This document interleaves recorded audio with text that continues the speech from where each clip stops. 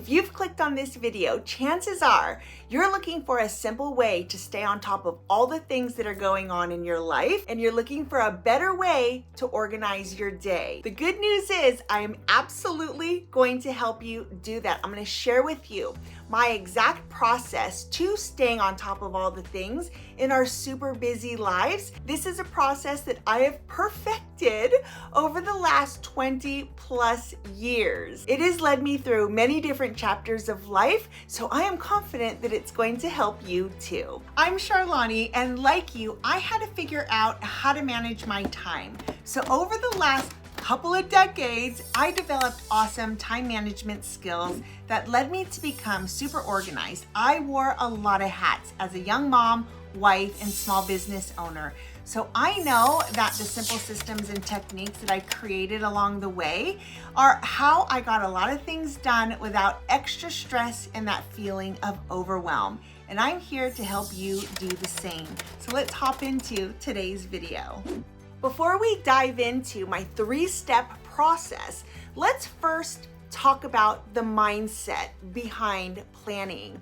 It is actually a very super simple concept. Planning is essentially taking into consideration everything that you have going on in your life, all of your events, all of the places that you need to be, meetings, birthdays, anniversaries, those dates, those things that you don't want to forget, and it puts it all into one place. So you know where you need to be and when you need to be there. And when you embrace that concept, all of these foundational elements that I am going to share with you, it's going to make sense. And I want you to see the potential that it has to be that game changer within your life. Now, when you incorporate these simple steps into your everyday life, these simple concepts, it is so magical and it is so powerful. Maybe you're a seasonal planner and you're just looking for maybe a simpler way to do things, or maybe you are absolutely new to planning. And if you are, I just want to stress that when you're learning anything new, there might be a learning curve to that, right? It might take you a little bit of time. I look at my planner 589 times a day. But that is just kind of ingrained in me. It's what I do throughout the day. But if that's a new concept to you, then that might be a habit that you need to develop. So be patient with yourself, because I do promise you it is a habit when you're intentional about it. And then again, when you start to see the magic and feel that power that you are on top of your day, it's going to become a habit so much quicker than you think it will. Now, my planner is my life organization bestie, and I literally bring her everywhere with me. Now, here's the thing. I am a pen to paper. I don't think that there is any productivity tool, any app out there, any software program for planning that is as powerful as pen to paper.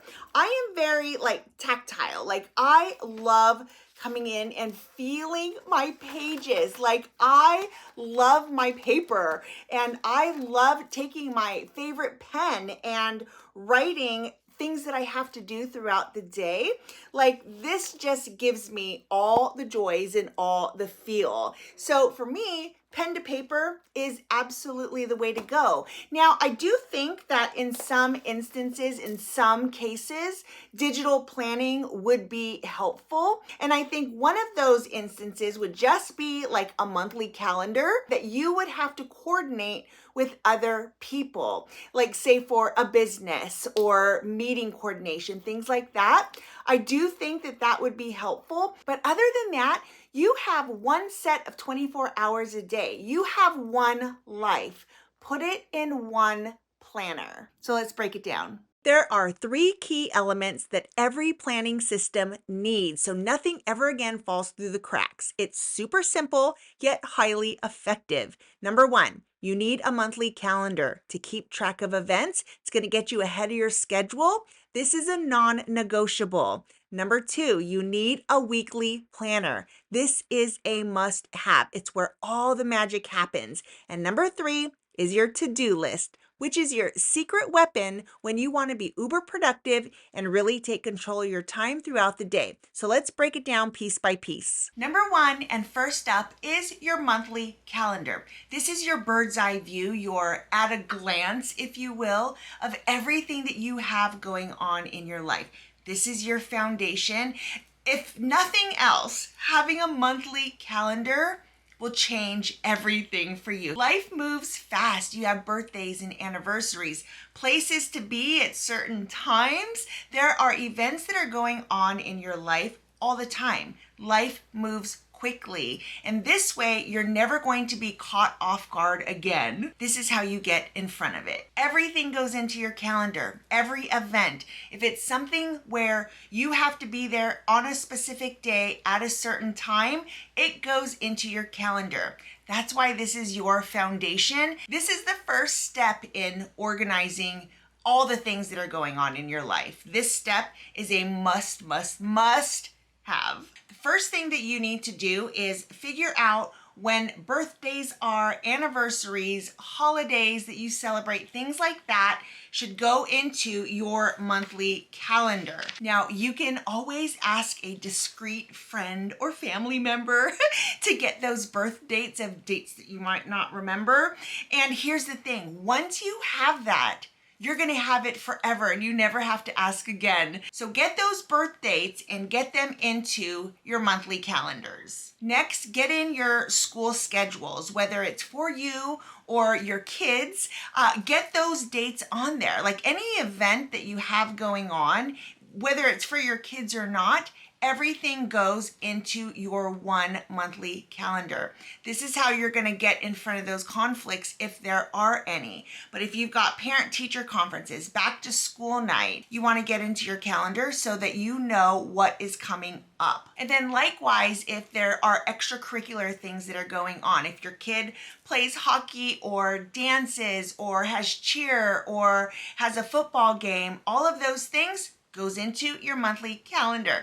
Anything that is important to you goes into your monthly calendar. And don't forget to add in your work or business things as well. Again, everything in one calendar. That's how you'll know if your Zoom meeting is going to run into something that your kid needs to be at.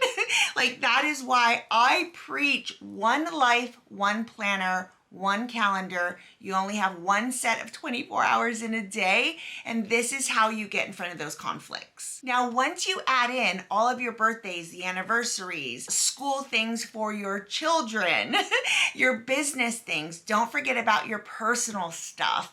Those are things that you most likely need to plan if you're getting your hair done. I also have, let's see, when did it start? I even have things like a book release.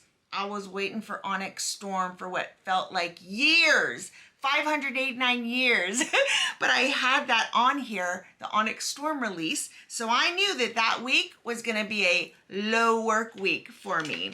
I even have on here when the new season of Survivor starts because I wanna know those things. I can be excited about it. So again, everything goes into your monthly calendar. Everything. This alone is a huge game changer in your life if this isn't something that you already do especially. But when you really hone in and get everything that you have to do, get into that habit of putting everything into your monthly calendar, game changer. You don't actually have to go in and really look at it until you go in to do your weekly planner. And that's number 2. Your weekly planner is the second step in this 3-part system. Now that we have that big picture set, we're gonna go ahead and zoom in a little bit closer. Let's talk about your weekly planner. This is where you're going to actually plan your day and prioritize all the things that you have in your monthly calendar. You're going to get those into a weekly planner. This is where you're going to get in front of all those conflicts. This is kind of getting into the nitty-gritty of how your day is actually going to look. Now, your planner layout might be a little bit different than mine. Here you can see we have several different options, but what I really want you to do is I want you just to grasp the concept of a weekly planner. So you can have any kind of layout, whatever planner you have, use that. If you need one, we have 3 different options to choose from.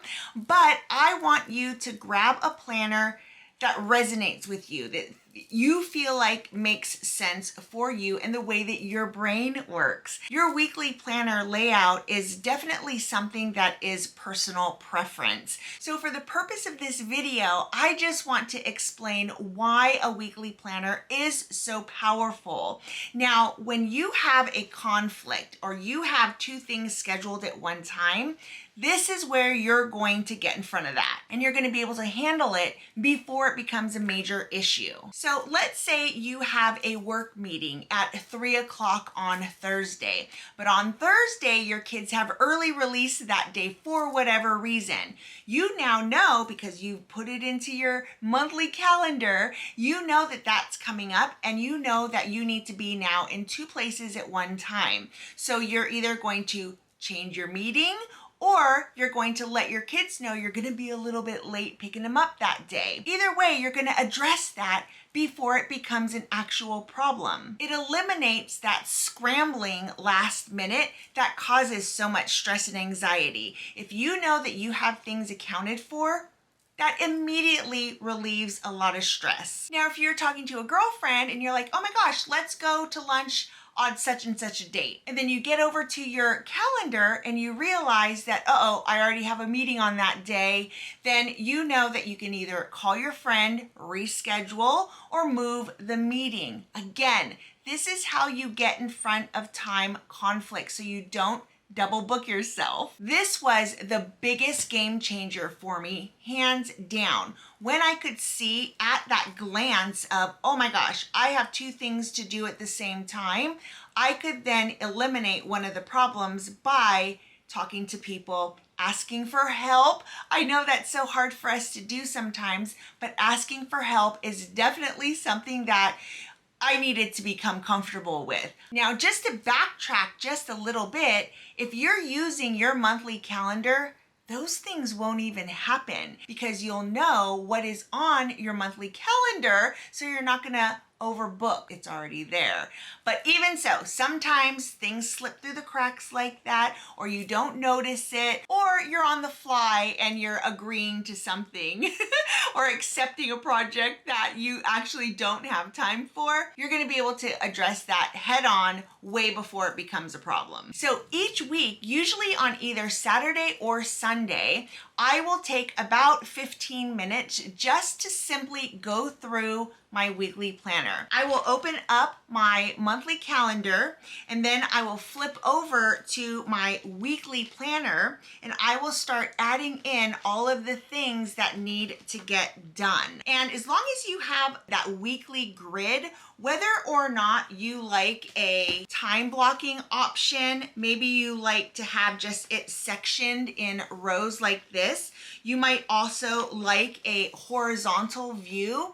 Either way, as long as you have your weekly grid and you start plotting the things that you have, the events that you have to go to, meetings, excursions, whatever, all of that then gets moved over into your weekly planner. Now, sometimes I will add something, say it's Monday, and I need to add an appointment on Thursday. So you can, obviously, you're gonna wanna add it to this week because you're adding something on a day within the week. So it goes into your weekly planner, but you can also choose to either add it into your monthly calendar as well, or simply just put it on your weekly planner. Totally up to you. I personally will always try to remember to add it to my monthly calendar as well, just because I love going back through and really looking at my month and reviewing what I've done. But that is totally up to you. So if you're making a plan or you're scheduling something in for the current week, make sure you put it on your weekly planner. Now, the third part to our 3-part system is your daily to-do list. This is your secret weapon to staying on track with things and getting more things done throughout your day. People who don't use lists, I think, in my opinion, lunatics. Absolute lunatics. I don't care how good your memory is.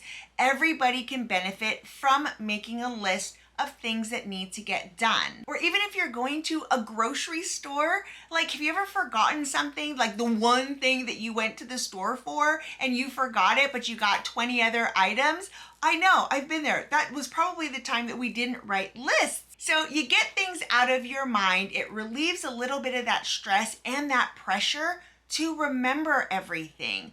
Write it down on a list and on paper. Now I call this your secret weapon because this is how you stay focused on the task at hand. This is how you prioritize the things that need to get done. And the best way to do that is to list out 3 to 5 top priorities, and then another section for if time allows. If I have time, I can then do this, and maybe add another 3 to 5 items there. But when you prioritize the top things that need to get done throughout the day, chances are you're going to do them. Now, the key here is to keep it simple and don't overdo it or don't over commit to things that you're going to do, because then you're just going to feel badly when you don't complete everything. These are just the things that you want to do today. Now, we will do a deep dive on list making in a future video, but for now, keep it simple. We'll talk about master to-do lists in the future. When you have things written down, you are way more likely